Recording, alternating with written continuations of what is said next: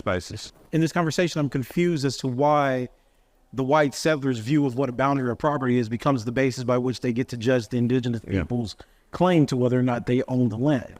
And this is the interpretive problem I think happens in philosophy, where we say, okay, we don't think they're universal rights, that these notions of rights are contingent and culturally situated, historically situated, but then the dominant rights that we have are recognized today in our time becomes the way that we evaluate these other principles.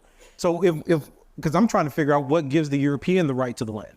So if the Europeans not in the country, they're not on the land, they're not making use of it. And if there are people there that are making use of it, be it nomadic or settler, what then gives them the right to use force to claim the land unless it's unjust? Their initial property claim, if we're going with Lockean social contract theory, the initial Lockean claim of making use of the land through labor does not apply to the European because they're the settler. They have not made use of the land. So it's this kind of anachronism that creates the problem where we've situated the positionality of the Eurocentric legal system and the history that Europe's used to colonize and conduct imperial spheres of warfare and genocide as the basis for us measuring whether or not indigenous people actually had an ownership claim. The reality of the situation is actually pretty simple, right?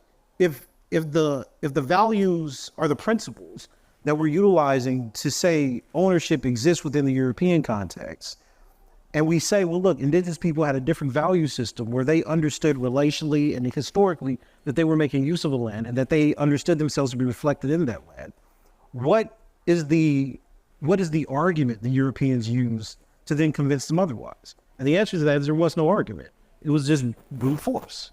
You killed 95% of a population to claim that, hey, now we're the majority. We set up these laws, and then we'll distribute or rectify what we think indigenous people who suffer these atrocities deserve based on the laws we set up after we killed them. Now, as a philosopher, I'm motivated to think, what kind of ethics is that? And that doesn't come from the polemical side. It comes from a serious endeavor. If we say, as social contract theorists did, that we can look into the world and we can observe how we make agreements and arrangements and how we want to decide security and liberty and freedom, then what kind of world is reflected empirically in a contract that is started by genocide and elimination? And that's why I think these questions of ethics and morality need to be not only defined well, but understood well. It doesn't make sense to me to say that we want to pursue, say, the greatest good for the greatest number of people. Right? I'm just picking utilitarianism as an idea. When you've already eliminated all the other groups of people that could be the majority.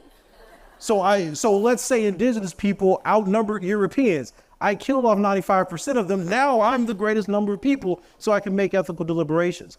It's this process that formulates the basis of how we're having these debates today. And I think we need to be honest about that, because the intuition of a consequence or the maximizing of good or even the idea of property rights and ownership, these were things that were contested and not afforded to everyone. And now we're saying, but if it's afforded to everyone, that should be the standard by which we make moral and ethical deliberation. And I think that part's this all.